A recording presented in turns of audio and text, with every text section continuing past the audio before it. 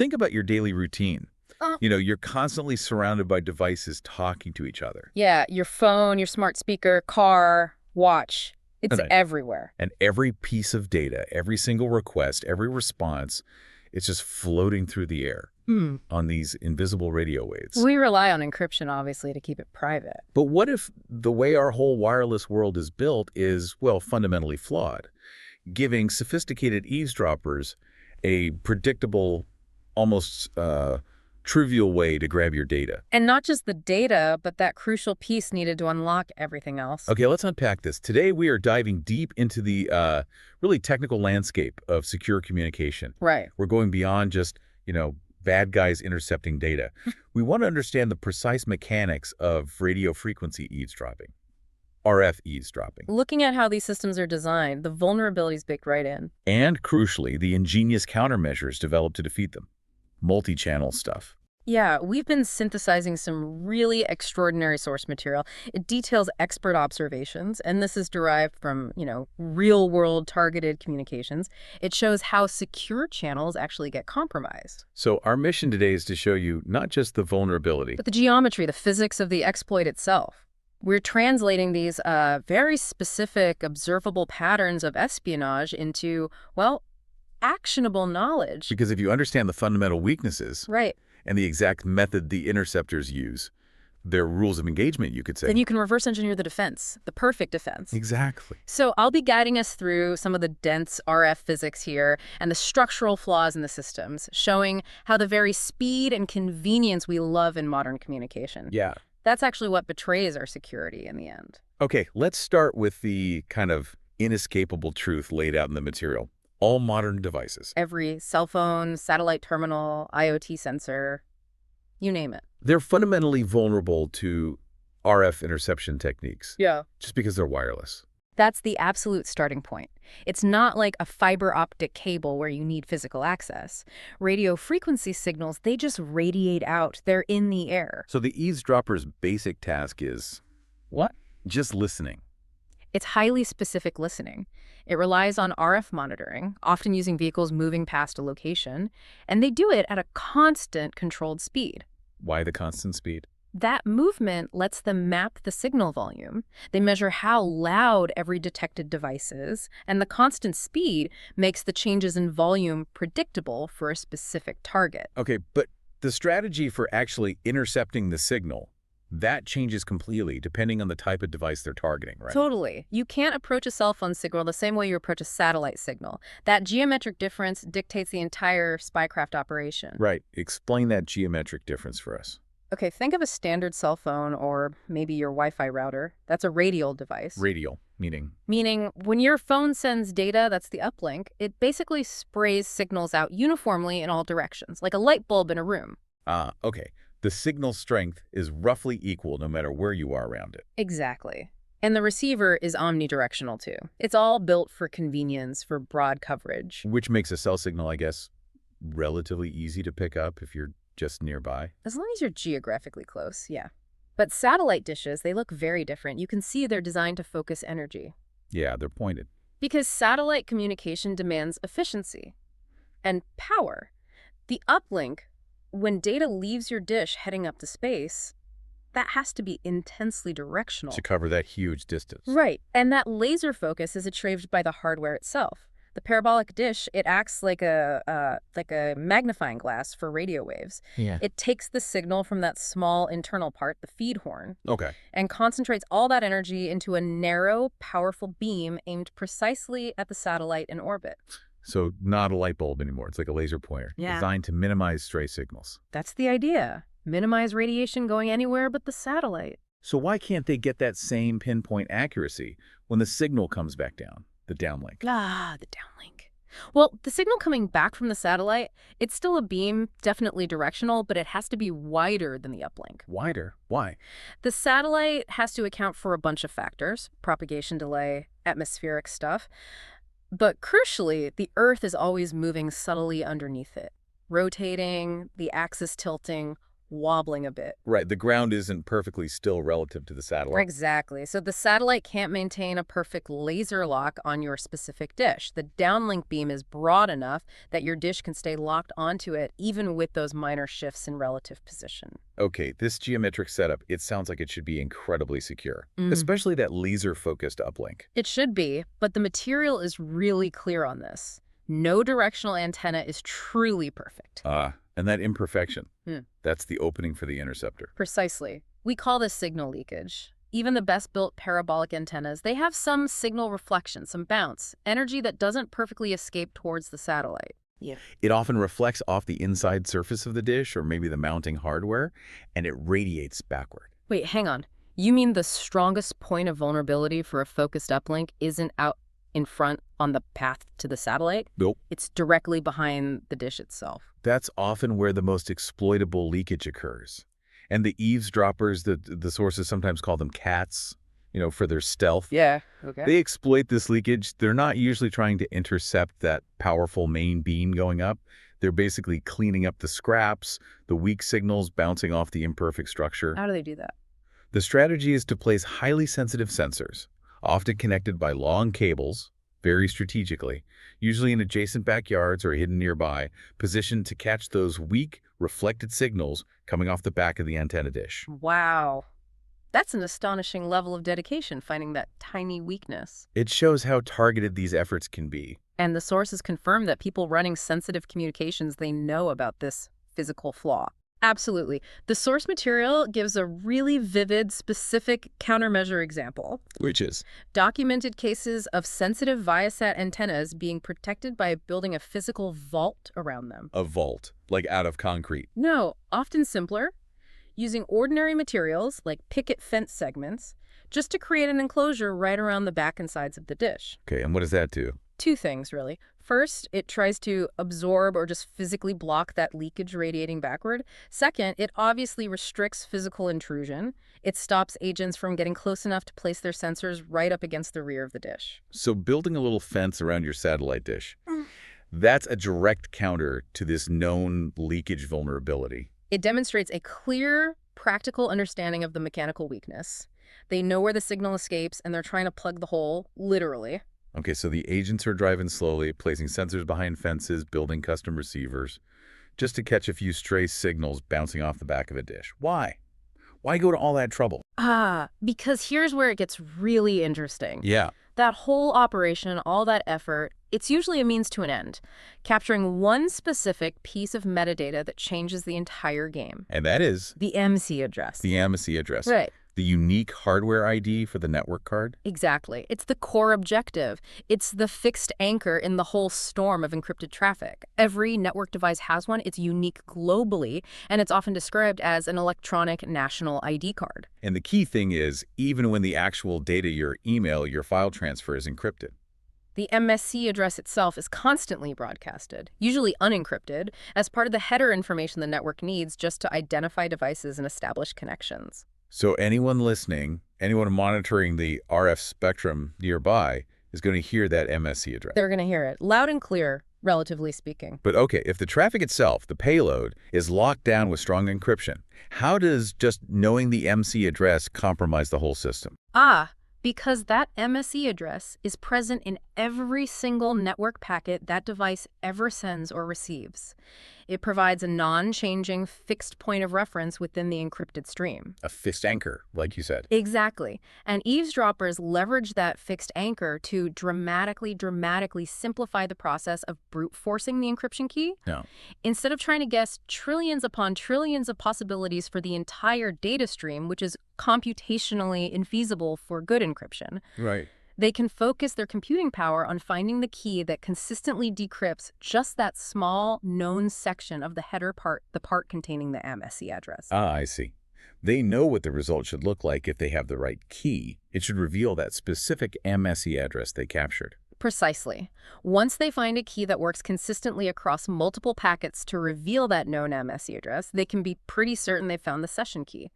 And then they can use that key for the entire session's data. So it's not about finding a key that works just once. It's finding the key that always works for that specific electronic ID, and then using that key to unlock the actual message content. Exactly right. And this is vital because possessing that MSC address allows for persistent global tracking. Tracking, huh? The sources emphasize this. Once the MC address is acquired, that device, and by extension the user, can potentially be tracked like cattle, as they put it, across different networks, different physical locations, as long as that device is broadcasting. Wow. This tracking capability, combined with the ability to then decrypt the traffic, especially if the eavesdropper also has some level of control or access within the internet service provider, well, it becomes incredibly powerful. And this isn't just theoretical spy stuff for, state actors. The material brings up its relevance in big legal fights. Yeah, specifically mentioning the Gonzalez v. Uber lawsuit. That's California case 3.17 CV02264. How does that connect? Well, that case, among other things, touched on the real-world harm and the large-scale implications of using unique identifiers, like a MASI address or similar hardware IDs, for pervasive tracking without consent. It confirms this technical vulnerability we're discussing isn't just theoretical. It's actively used, debated, and litigated in both commercial and potentially criminal domains. Okay, so the goal is the MAC address, the fixed anchor. But to get that anchor, the eavesdropper needs to be in the right place at the right time. Exactly. They need what the material calls a predictable convergence in time and space with an important network event like the transmission or reception of data. And that predictability. That's what our communication infrastructure seems to provide them. That's the lifeblood of this kind of RF espionage. And unfortunately, our common communication systems often have, let's say, 3 systemic weaknesses. Whether they're deliberate design choices or just oversights, they facilitate this convergence. 3 weaknesses. Okay, what's the first one? Weakness 1, temporal proximity of channels. This is maybe the most critical flaw, especially in systems like satellite that use separate channels for requests and responses. So uplink and downlink. Right. The problem is the uplink request and the downlink response happen too close together in time. Way too close. We're talking milliseconds, maybe less than a second apart. Like shouting a question and getting the answer back almost instantly. Exactly. Think about that car driving past at a steady 20-mile-year that we mentioned. Yeah. That split-second difference between the uplink and downlink, it's not enough time for the car to drive out of range. They can potentially capture both sides of the conversation from that single pass. Ah. So the speed of modern internet, low latency, which we want for responsiveness. It becomes a grave security liability in this context. That short time difference allows a single fixed monitoring point, like that passing vehicle, to capture the full transaction. They link the request, they grab the MAC address from the header, and they get the encrypted response all in one go. Okay, that's a big one. What's the second weakness? This one seems, well, it sounds avoidable. Weakness 2, shared encryption key. It sounds basic, but yeah. Yeah. Many systems, surprisingly, use the exact same encryption key for both the uplink and the downlink channels. Seriously, Yeah. why would they do that? Simplicity in design, maybe, cost saving, whatever the reason. It's an egregious failure of redundancy from a security perspective. Freak out. Because if an eavesdropper manages to capture the MC address and then they brute force the key, maybe focusing on the weaker uplink signal leakage, Yeah. they instantly gain access to decrypt the data on the downlink channel too. Even if that downlink channel itself is physically harder to intercept directly, they only have to succeed once to get everything. One key rules them all. Okay. And the third, weakness. Weakness 3, single channel. This is the biggest gamble for the user, really. If all the communication, both ways, is routed through one single predictable channel, well, it's a classic winner-takes-all scenario. If you compromise the key for that one channel, You get absolutely everything, all the data. This single point of failure is identified in the material as arguably the biggest weakness because it minimizes the effort required by the eavesdropper. They only have one target to focus on. but the sources also confirm that people handling really sensitive comms, they know about these flaws.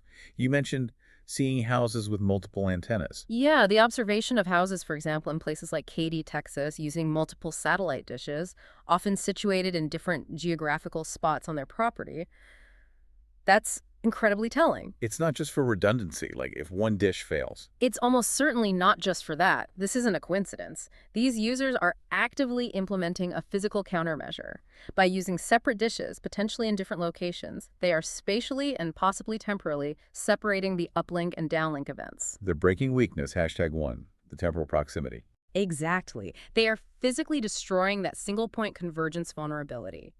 It confirms that these systemic design weaknesses, the timing, the shared key potential, the single-channel risk, are known quantities that absolutely must be mitigated when the stakes are high enough. So if the eavesdropper's strength lies in that predictable convergence, being in one place at one time to grab all the pieces they need, then the best defense is to destroy that convergence, make the whole event unpredictable. totally unpredictable across multiple dimensions. That's the core strategy behind this proposed multi-channel asynchronous defense system. It's like an intellectual attack on their method. You force them to succeed at 3, maybe more, independent, randomly scheduled operations at the same time? The whole philosophy is splitting and diversifying. You take the original encrypted message and then you break it down, segment it into multiple unrelated pieces. Like the example in the source. A 500-byte message split into 3 chunks. Maybe 200 bytes, 100 bytes, 200 bytes. Right. And none of those individual pieces makes any sense on its own. You can't decrypt just one chunk and get anything useful. You need all 3. And the real genius here, it seems, is that these pieces are then sent using fundamentally different physical mediums. Yes. This immediately complicates things for the eavesdropper, who might have specialized gear for only one frequency band or one type of energy. So you're moving beyond just simple frequency hopping within RF.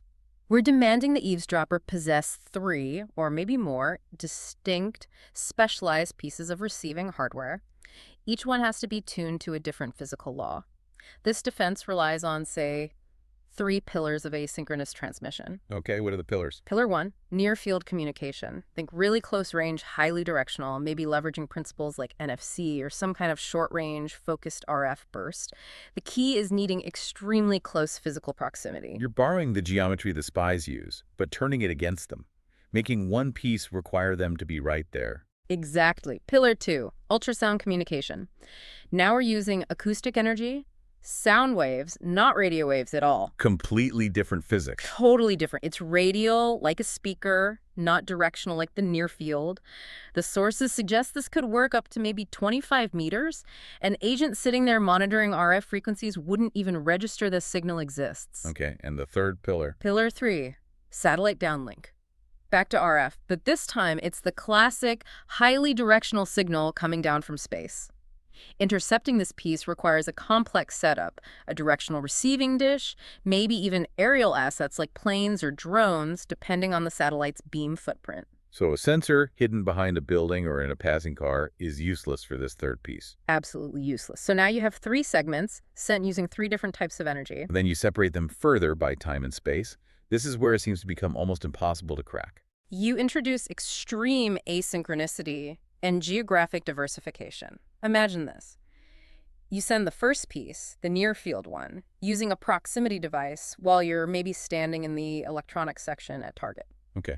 Random public place. Then, maybe 10 minutes later, you send the second piece, the ultrasound burst, while you're walking past a noisy fountain in a different part of town. Different time, different place, different medium. And the third piece, the satellite downlink containing the final segment, that doesn't even arrive at your secure home network until, say, an hour later. Wow.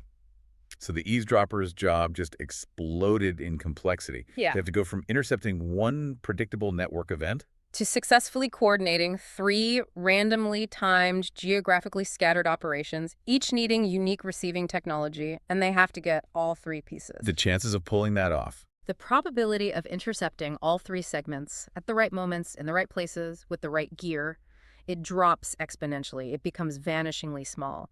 The source material describes it perfectly. To succeed, the eavesdroppers would need to become magicians. It destroys their ability to predict the network event. Turns one simple data transfer into 3 complex, unrelated puzzles. And this really highlights the flaw of standard synchronous communications. It seems almost reckless in comparison. If the network event is always happening nearly instantly or within a predictable, say, 10-second window. It just simplifies the agent's task down to timing their drive-by. Predictability is the Achilles heel. By forcing asynchronicity, randomizing the time, the location, the medium of the data transfer, we make that standard RF eavesdropping routine effectively impossible. And the key takeaway here is that this defense isn't about inventing stronger encryption, necessarily. No, it relies on smarter physics, smarter geometry, using the environment and timing as weapons. Okay, that shifts the discussion. We've talked software, channel design. Yeah. Now let's look at how the most powerful players use physical architecture, land, geography itself to achieve immunity. Right. Moving from defeating the signal intercept to making the geography an insurmountable obstacle for the eavesdropper trying to even get into position. First, we need to really understand the agent's core technique again, how they find the target in the first place. The core technique described is RF eavesdropping via reverse triangulation based on volume. It sounds complicated, but the execution is specific. How does it work? The agents need to travel perpendicularly toward or away from the suspected target location, and they have to do it at a constant controlled speed. Perpendicularly. Why? Not parallel to the street the target's on. Perpendicular travel is crucial because it simplifies the complex geometry and the math involved in isolating the signal source from background noise. How so? As they move directly towards or away from the source, the signal volume, the loudness, of only the target and mass address should consistently and predictably increase or decrease relative to all the other random RF noise around. If they travel parallel or at some weird angle, the signal strength gets distorted by reflections, buildings, multipath interference. It's chaotic. So that straight line in or out gives them a clean signal strength gradient just for their target. Exactly. That consistent change confirms the geographic origin of that specific MS address. Okay, so knowing the precise requirement, the need for sustained, constant speed, perpendicular travel, that's what allows well-funded organizations to create these, what the sources call immune geoentities. Right. They use land, architecture, and frankly money to make that perpendicular approach impossible. Now, what are the techniques? We see two main techniques for this kind of hardware-based, or rather geography-based immunity. Technique one, big extensions of land or water. So basically, buy up all the surrounding land. Essentially, yes. Surround the protected location with vast, flat, open areas. Think golf courses, huge recreational parks, large lakes, or other bodies of water. The key things are flatness and distance. How does a golf course stop RF eavesdropping? Seems unrelated. It defeats that required perpendicular approach in a couple of ways. First, RF signals, especially the potentially weaker ones they target, decay pretty rapidly over distance, especially when there are no structures like buildings or trees for the signals to bounce off and maybe travel further. So the open space makes the signal die out faster. It forces the agent to remain far away across that large flat area. By the time the signal reaches them, the target ME address's volume might have decayed so much it's lost in the background noise. They can't get a clean gradient reading. Okay, signal decay. What's the other way? It also just makes achieving that sustained perpendicular path physically impossible. The agent can't drive their surveillance vehicle across the middle of a secure golf course or lake to get closer. The target location becomes physically inaccessible for that close-range, constant speed run. And this approach, it costs a fortune. Requires huge properties. Absolutely. Think about the strategic placement of sensitive locations we see globally. Things like the presidential residence in Brasilia, Palácio de Alvorada, or maybe the International Criminal Court. They often use massive surrounding land buffers, water barriers. It's a known defensive architecture. Shows this isn't a new idea, just maybe applied to RF now. What's the second technique? It attacks the time the agent needs. Technique 2. Short streets. This one's clever. If the agent needs, say, 30 seconds of sustained, constant speed travel to reliably isolate that EMA address volume change, then placing the protected location on a very short street, like a cul-de-sac or a short dead end, completely frustrates their effort. Because the car simply runs out of road before they can collect enough data points. Exactly. They can't maintain that constant speed, perpendicular approach for the required duration. The geometry of the street itself defeats the technique. You mentioned that example earlier, the house in Katy, Texas, on Baker Hollow Drive, on a cul-de-sac. And, crucially, with no neighbors or structures immediately behind it, which also helps mitigate the antenna leakage issue we discussed. So that one location seems to combine both techniques perfectly. Short street for the approach, open space behind for the leakage. It's a textbook example of executing both. It confirms that the technical requirements for both the RF interception method, that perpendicular path, and the leakage exploitation, sensors behind the dish, are clearly understood and being systematically mitigated by those who have the means and the need. Are there subtler physical defenses too, like just pointing the antenna differently? Yes, even small adjustments can increase the difficulty for the eavesdropper. Aligning a highly directional antenna, like a satellite dish, so it's not perfectly parallel or perpendicular to the nearest street. Just angle it slightly off. Right. Force any ground-based agent trying that perpendicular run to travel along a slightly non-ideal path relative to the antenna's main axis or its leakage pattern. It complicates the geometric calculations they need to perform, makes the signal strength changes less clean, reducing the likelihood they get a successful lock on the MSE address. Easy, low-cost way to add a bit more complexity. Definitely. Every little bit helps stack the odds against them. Okay, now let's dive back into that really fascinating anomaly you mentioned. The satellite downlink eavesdropping, where the agent's speed isn't about the target building, but about the Earth's rotation. This is where it gets into some pretty complex physics, yeah. Yeah. But the observable patterns described in the sources are quite distinct. When an agent is trying to intercept a focused satellite downlink beam, Yeah. they need to move at a very specific velocity relative to the satellite's signal footprint moving across the Earth's surface. Since the satellite is essentially tracking a point on the spinning, tilting Earth, the agent's ground speed has to compensate for the Earth's own movement to stay in that sweet spot of the beam. Okay, so how does that translate into agent behavior on the street? It results in very specific, sometimes almost absurd-looking actions. If the agent is traveling west to east, so they're moving with the direction of the Earth's rotation, Okay. they can often maintain lock on the signal path by traveling at a reasonably consistent but maybe somewhat slow speed. The sources mention around 20 mph as typical in some observations. Right, what if they go the other way, east to west? Now they're traveling opposite to the Earth's spin. To stabilize their velocity relative to the moving satellite beam, they have to move even slower, very slow. So slow that. This is where the sources mention surveillance sometimes being carried out by people just walking, like dog walkers, or maybe elderly individuals driving very slowly. They're less suspicious, but functionally, their slow speed might be exactly what's needed mathematically to match the relative velocity required for an east to west intercept path. Wow, okay. Yeah. But the real telltale sign you said is north-south movement. Yes. When traveling north to south, or south to north, the agent is now moving across the lines of latitude, essentially, and has to compensate much more dramatically for the Earth's rotation axis and tilt relative to the satellite's position. And the required speed adjustment is? It's often significant and requires them to move fast. This is where we see observations of surveillance vehicles suddenly speeding up abruptly, or agents on foot suddenly breaking into a run. Even if they can't maintain that speed for long. Right, because the mathematics of maximizing their probability of catching that downlink signal during the brief window it's overhead might require achieving a critical speed relative to the axis rotation, even just for a short burst. They have to hit that speed, or they risk losing the narrow beam entirely. This level of coordination celestial mechanics, Earth's rotation vectors, precise vehicle speed on a specific street, it seems impossible for a human agent to calculate on the fly. Oh, absolutely. Yeah. The agent driving the car or walking the dog doesn't need to know any of the physics. Software. All that complexity. The satellite's orbital path, the beam geometry, the Earth's rotation, the target's location, the current time, the required intercept vector and speed, it's all managed by a coordinating application. Like the source mentions, conceptually, Travis Kalanick's Hell app idea for Uber, but applied to espionage. Exactly that kind of concept. This type of software provides the crucial translation layer. It takes planetary scale physics and complex calculations and boils it down to a simple instruction for the field agent. Drive north on this street at 37 miles per hour for the next 40 seconds. Precisely. The software handles the astronomical complexity, turning highly specialized espionage into a globally scalable, instruction-based task for agents anywhere in the world.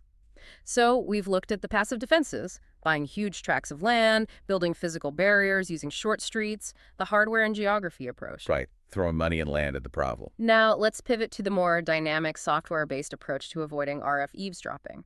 This relies more on ingenuity maybe than immense capital. And this is the radio frequency eavesdropping avoidance system, or RFE, that the sources describe. It sounds kind of like a denial of service system, but one you run on yourself. That's a perfect way to put it. It's essentially automated internal denial of service triggered by external threat detection. How does it work? What's the setup? The RFEACE is primarily a software solution, but it relies on physical sensors typically existing, off-the-shelf security infrastructure, high-definition security cameras, and maybe more importantly, sensitive microphones. Microphones. Why mics?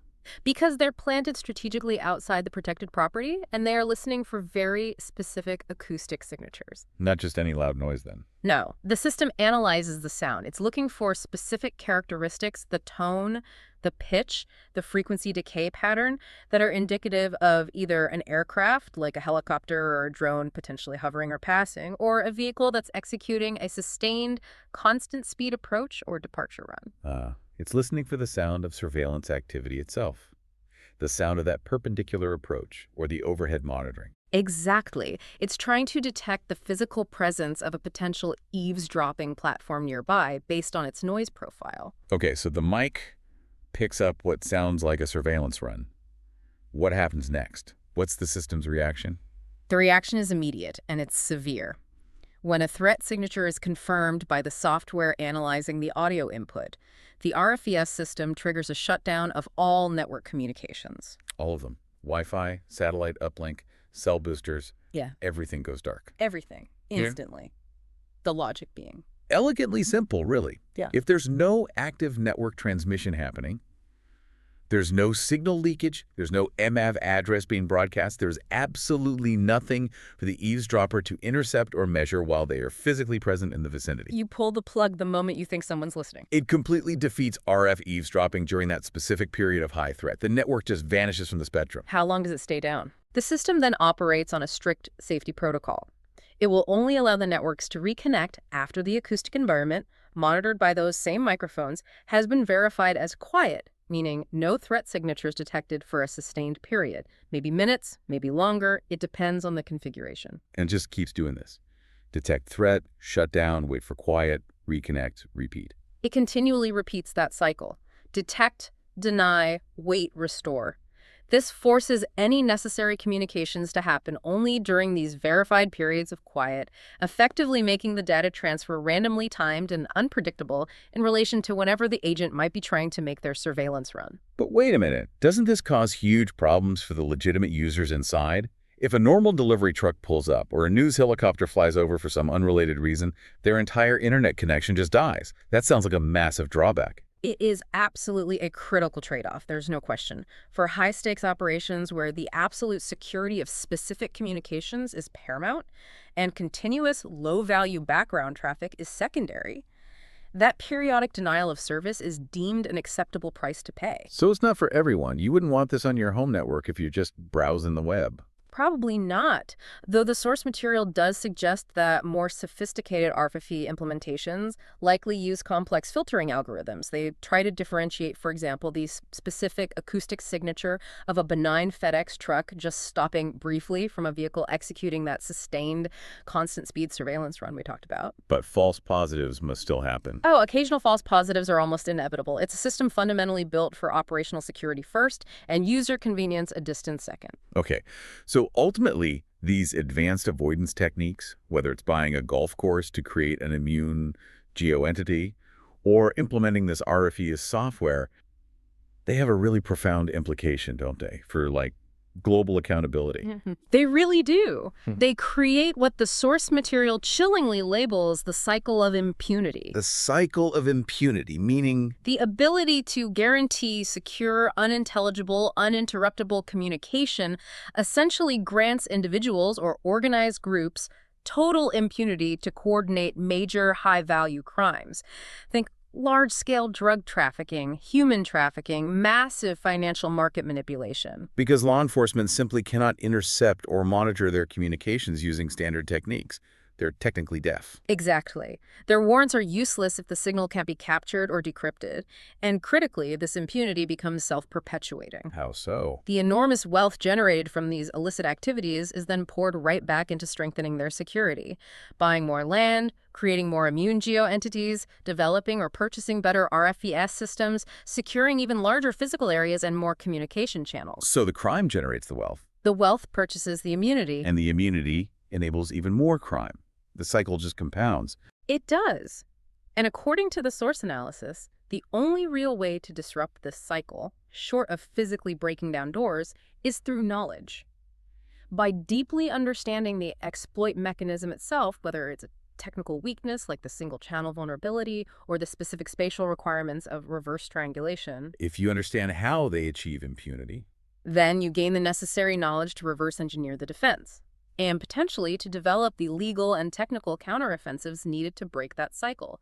Understanding the mechanic is key.